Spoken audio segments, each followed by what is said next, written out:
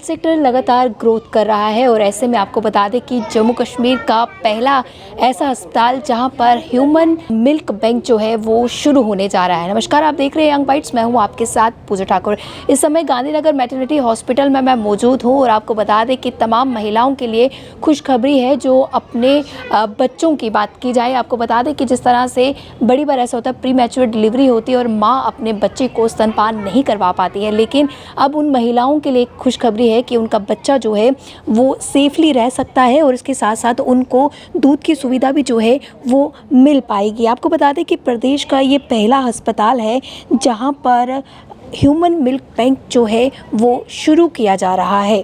यहाँ पर आपको बता दें कि इस समय तमाम माएँ हैं जो अपने बच्चों की देखरेख कर रही हैं, लेकिन किसी कारणवश जो माँ अपने बच्चे को स्तनपान नहीं करवा पाती थी, अब वो सुविधा उनके लिए भी जो है वो दी जा रही है। आपको बता दें इससे पहले बाहरी राज्यों की बात की जाए तो ऑलरेडी उन तमाम अस्पतालों में जो है वो ह्यूमन मिल्क बैंक जो है वो स्थापित किया गया है, वो सुचारू रूप से चल रहे हैं। तो वहीं गांधीनगर मैटरनिटी हॉस्पिटल में ये सुविधा किस तरह से दी जाएगी, क्या कुछ इसका प्रोसीजर रहेगा, हमारे साथ इस समय डॉक्टर अनीश उप्पल जी हैं, इनसे बातचीत करते हैं। सर, क्या कहना चाहेंगे? एक तो पहले बहुत खुशी की बात है कि बाहरी राज्यों में अक्सर ये सुविधा देखते थे, लेकिन अब हमारे प्रदेश का पहला अस्पताल है मैटरनिटी हॉस्पिटल जहाँ पर सुविधा दी जाएगी, तो किस तरह से प्रोसीजर क्या रहेगा, क्या प्रोसेस रहेगा और कितनी जल्दी ये सुविधा शुरू होगी? देखिए, ये फर्स्ट J&K का फर्स्ट ह्यूमन मिल्क बैंक जो है ये मैटरनिटी हॉस्पिटल में बन रहा है। हमारे 3rd फ्लोर पे स्टार्ट होगा, कुछ ही देर में स्टार्ट हो जाएगा।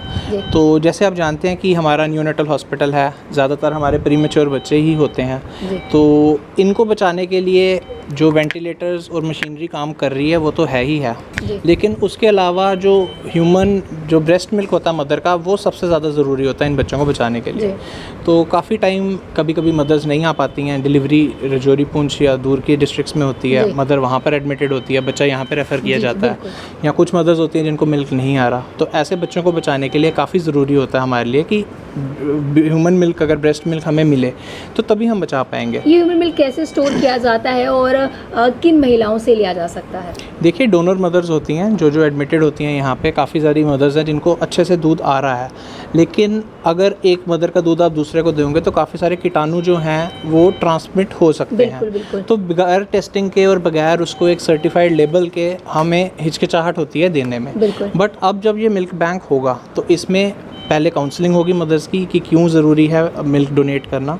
जब वो डोनेट करेंगे उसकी पेस्चराइजेशन होगी, उसकी प्रॉपर स्टोरेज होगी और उसकी प्रॉपर डिस्पेंसिंग होगी। तो उसके बाद ही जो ये ब्रेस्ट मिल्क है हम बच्चों को दे सकते हैं। बिल्कुल, एक प्रोटेक्टेड एनवायरनमेंट के थ्रू हम ये देंगे और सर्टिफाइड होगा। स्टेट ऑफ आर्ट जो है ये मिल्क बैंक बन रहा है। तो अब जैसे यही बच्चा देख लीजिए, ये मदर, इसकी क्वाड्रुप्लेट्स बचे हुए थे, ये 4 बच्चे हुए थे, इनमें से 2 बच्चे हमारे पास एक वार्ड में है, एक थोड़ा और स्टेबल है निक्कू में, और 2 बच्चे जो हैं वो वेंटिलेटर पे हैं। अब इनकी मदर जो है वो शालामार में एडमिटेड है। तो अब ऐसे बच्चों को बचाने के लिए हमें अगर मदर मिल्क होता तो ज़्यादा अच्छे से ग्रोथ इनकी हो पाती और ज़्यादा जल्दी हो पाती। तो कहीं ना कहीं जिन माओं की पहुंच अपने बच्चे तक नहीं हो पाती है दूध देने की, तो उनके लिए ये सुविधा उसी को एड्रेस करने के लिए मेनली ये स्टार्ट किया जाए। क्या लगता है निको वार्ड में इस स्टेप की कितनी ज़्यादा नीड थी? बहुत नीड थी। देखिए, मैंने जैसे बताया कि वेंटिलेटर्स और डॉक्टर्स, हम जो दवाइयाँ तो काम कर रही हैं अपना, लेकिन सबसे ज़रूरी होता है मदर्स मिल्क, क्योंकि उसमें ऐसे तत्व होते हैं जो उस बच्चे की ग्रोथ के लिए पर्याप्त मात्रा में होते हैं, उसकी कोई रिप्लेसमेंट नहीं है। लेकिन उस मदर्स मिल्क को हम एक सर्टिफाइड लेबल तरीके से, पेस्चराइज तरीके से अगर देंगे तो तभी वो बच्चे के लिए फ़ायदा ज़्यादा कर पाएगा। माएँ जो है अपना मिल्क जो है डोनेट कर सकती हैं? ये जितने हमारे पोस्टमार्टम मदर्स हैं जिनकी डिलीवरी हुई है, उस टाइम पे दूध अच्छे से आता है, तो जो हमारे एडमिटेड हैं वो भी कर सकते हैं। अगर बाहर से भी कोई आके करना चाहे तो वो भी कर सकते हैं। कितना फ़ायदा लगता है कि इससे मिलने वाला है? और फ़ायदा तो बिल्कुल बहुत है। ऐसे बच्चे अगर हम आज के टाइम पे 6 हफ्ते पे 7 हफ्ते का बच्चा बचा रहे हैं, 6 महीने 7 महीने या 28 हफ्ते का बच्चा बचा रहे हैं, तो उसके लिए हमें बहुत सहायता होगी इस चीज़ की। तो ये जो दूध स्टोर किया जाएगा, ये कितने समय के लिए स्टोर किया जाएगा और कितना ज़्यादा प्रोटेक्टेड ये रहेगा? देखिए, इसमें अलग अलग होता है, डीप फ्रीज़र होता है, इसमें ILR होता है, इसमें नॉर्मल रेफ्रिजरेटर्स होते हैं। तो डिपेंडिंग अपॉन कि कितनी ज़्यादा देर तक हमें स्टोर करना है, तो अलग अलग मशीनरीज होती हैं जिसमें स्टोर किया जा सकता है, तो उसमें अच्छे से स्टोरेज होगी और डिस्पेंसिंग होगी। तो मैटरनिटी हॉस्पिटल के MS डॉक्टर अरुण शर्मा हमारे साथ जुड़े हैं, इनसे जानकारी लेते हैं कि इस प्रोजेक्ट पर कितनी तेज़ी से काम होगा और इस प्रोजेक्ट के बारे में बाकी जानकारी सर। ये जो प्रपोज़ल था, ये लास्ट ईयर जो था हमारे HOD paediatrics doctor Ghanshyam Saini ने बनाया था कि जम्मू में हमारे, क्योंकि शालामार अस्पताल हमारा एक ही हॉस्पिटल है जहाँ पे न्यूनेटल ICU यहाँ बच्चों की, छोटे बच्चों की एडमिशन होती थी। अब ये एक ऑल्टरनेटिव डेवलप किया गया है और हमारे पास यहाँ पे स्पेस अवेलेबल थी, तो एक थॉट आया है कि हम J&K का पहला मिल्क बैंक इस्टेब्लिश करें, ताकि जो न्यूनेट्स हैं, 1 महीने से कम बच्चे जो हमारे पास एडमिट होते हैं, जो अभी तक खाली शालामार में होते थे, अब हमारे पास यहाँ पे 150 बेड के हैं, तो वहाँ यहाँ पे स्पेस भी अवेलेबल थी। सो इट वॉज डिसाइडेड कि यहाँ पे इसको किया जाए। फिर ये नेशनल हेल्थ मिशन के थ्रू हमारे प्रिंसिपल डॉक्टर आशुतोष गुप्ता ने इसको फॉरवर्ड किया। हमारे चेयरमैन साहब जो डॉक्टर सईद आबिद रशीद शाह साहब हैं, हमारे एडमिनिस्ट्रेटिव सेक्रेटरी, उनका अप्रूवल हुआ एंड गवर्नमेंट ऑफ इंडिया से फंड जो है हमें अप्रूव होके 42.70 लाख जो अप्रूव होके आया। एंड अब ये स्टेट ऑफ आर्ट जो हमारा मिल्क बैंक है, जिसको कॉम्प्रिहेंसिव लैक्टेशन मैनेजमेंट सेंटर भी कहा जाता है, तो वो यहाँ पे इस्टेब्लिश होगा, जिसके स्टैंडर्ड प्रोसीजर्स हैं, जिसमें कुछ पैसा जो है PWD ने कंस्ट्रक्शन के लिए, एयर कंडीशनिंग के लिए लगेगा, कुछ पैसा इक्विपमेंट के लिए होगा एंड कुछ जो है मैन पावर जो हम रिक्रूट करेंगे, जिसमें काउंसलर्स हैं, नर्सेज हैं, डॉक्टर्स हैं, मैनेजर है, तो वो पूरा स्टाफ होगा जिसको मैनेज करेगा। एक पूरा कम्प्रीहेंसिव प्लान है, जिसमें हमें किसी भी तरह से हम ये नहीं कह सकते कि हमें कल को पैसे की कमी होगी या हमें मैन पावर की कमी होगी या इक्विपमेंट की। हाँ, इट विल टेक 2-3 मंथ्स, मुझे लगता है इस साल के एंडिंग तक ही हम स्टार्ट कर देंगे। बाहरी राज्यों में ये सुविधा पहले से दी जाती थी, लेकिन हमारे जम्मू कश्मीर में पहली बार ये सुविधा जो है यहाँ पर दी जा रही, तो कितनी ज़रूरत आपको लगता है, महसूस हो रहा है कि ये थी? जो इन्फेंट मोर्टेलिटी रेट है, जो 1 साल आपके जो बच्चों में जो डेथ रेट है, वो बहुत ज़्यादा था, और उसमें जो न्यूनेटल मोर्टेलिटी है, जो 1 महीने से कम बच्चे हैं, उसमें ये हाईएस्ट है, मतलब मैक्सिमम जो इन्फेंट मोर्टेलिटी का पार्ट वही कवर करता है। तो उसको कम करने के लिए जो हमारे न्यूनेट्स हैं, 1 महीने के बच्चे हैं, जो लो बर्थ वेट है, वजन जिनका कम है, या जो जल्दी जिनकी बर्थ होगी है, 6 महीने में 7 महीने में बर्थ होगी है, या इंट्रायूट्राइन जो ग्रोथ रिटार्डेशन है, उनको मदर का फीड देना बहुत ज़रूरी है। और कई बार माएँ वो दूध पूरा नहीं कर पाती या उनको नहीं दूध आता, तो वही पीडियाट्रिशियंस को सबसे बड़ी प्रॉब्लम होती है कि उनको अगर वो दूध मिल जाए तो बच्चों को सर्वाइव करना, वेट गेन उनका होगा और बच्चे बच जाएंगे। तो मिल्क बैंक होने की वजह से हमारे वो जो न्यूनेट्स हैं और वो जो सारे सिक न्यूनेट्स हैं, वो यहाँ शालामार में आएंगे, तो यहाँ गांधीनगर हॉस्पिटल में आएंगे पूरे डिवीज़न के।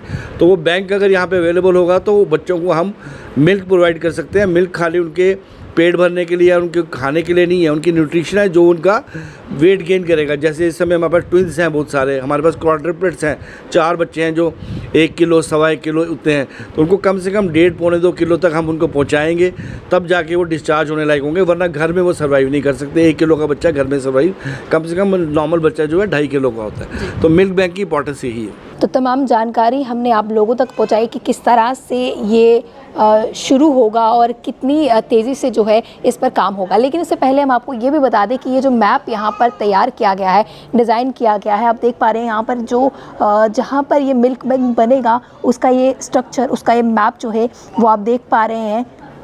एक प्लान मैप जो है तैयार किया गया है। इसमें आपको बता दें नर्सिंग स्टेशन रहेगा, जो माइक्रोबायोलॉजी लैब रहेगी, बायो सेफ्टी कैबिनेट रहेगा और मिल्क एक्सप्रेशन एरिया रहेगा, रेफ्रिजरेटर रहेगा, डीप फ्रीजिंग होगी। उसके अलावा तमाम चीज़ें जो है आप यहाँ पे देख पा रहे हैं कि मिल्क स्टोर एरिया जो है रहेगा। और ये कहाँ पर रहेगा वो हम आपको बता दें कि बिल्कुल के साथ में ये जगह जो है अस्पताल में है, जहाँ पर ये सुविधा जो है दी जाएगी। अभी इसका एक मैप जो है तैयार हो चुका है और इसके साथ साथ जहाँ पर ये मिल्क स्टोर होगा, ये वही जगह है जहाँ पर बहुत जल्द कार्य शुरू होगा और बहुत जल्द ये सुविधा जो है तमाम महिलाओं के बच्चों को मिलेगी, जो काफ़ी समय से इंतज़ार कर रही थी या बाहरी राज्यों में देखती थी कि इस तरह की सुविधा मिल रही है। लेकिन अब हमारे जम्मू कश्मीर में ये सुविधा बहुत जल्द मिलने वाली है। ये वही जगह है जहाँ पर मिल्क बैंक जो है वो बनकर तैयार होगा। बहुत जल्द ये सुविधा जो है हम लोगों को जो है वो मिलने जा रही है। हेल्थ सेक्टर की बात की जाए तो लगातार वो ग्रो किया जा रहा है, लोगों को सुविधा लगातार दी जा रही है। और वहीं पर एक और पहल में आपको बता दें, नेशनल हेल्थ मिशन द्वारा ये अप्रूव किया गया है और यहाँ पर बहुत जल्द जो है ह्यूमन मिल्क बैंक शुरू होने जा रहा है। अगली वीडियो लेकर फिर मैं हाजिर होंगी, तब तक के लिए आप देखते रहिए यंग बाइट्स। जर्नलिस्ट इंद्रजीत के साथ मैं पूजा ठाकुर, यंग बाइट्स जम्मू।